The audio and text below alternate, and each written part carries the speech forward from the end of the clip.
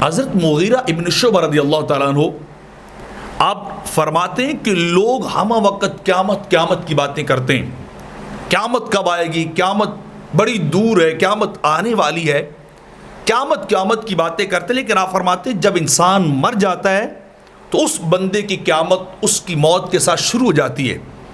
اس کے لیے دنیا کے معاملات، دنیاوی امور، دنیاوی معاملات سارے ختم کر دی جاتے ہیں اور اس کی قیامت شروع ہو جاتی ہے۔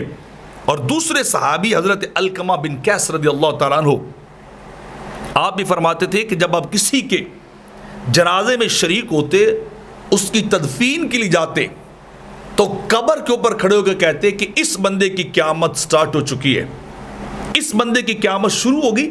اسے قیامت کے معاملات اور امور کا مشاہدہ کروایا جاتا ہے، اسے فرشتے بھی دکھائے جاتے ہیں، اسے جنت اور جہنم بھی دکھائی جاتی، مشاہدہ کروایا جاتا ہے۔ فرمایا مرنے کے ساتھ اس بندے کی قیامت شروع ہو جاتی ہے۔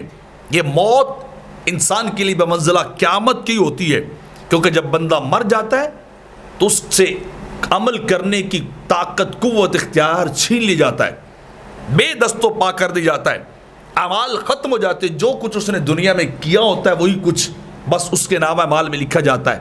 جو کچھ موت سے پہلے وہ کر چکا ہوتا ہے وہ چیز اس کے نامہ اعمال کے اندر لکھ دی جاتی ہے بس۔ تو جیسے ہی بندہ مرتا ہے اس کی قیامت شروع ہو جاتی ہے۔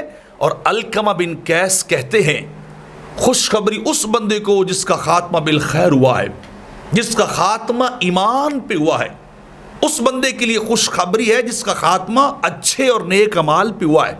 وہ خوش نصیب ہے جو دنیا سے جاتے ہوئے نیک اعمال لے کے جائے، جو دنیا سے جاتے ہوئے اچھے اعمال لے کے جائے۔ اس کے لیے خوشخبری ہے کہ پھر قبر بھی اس کے لیے آسان ہوگی اور حشر بھی اس کے لیے آسان ہوگا۔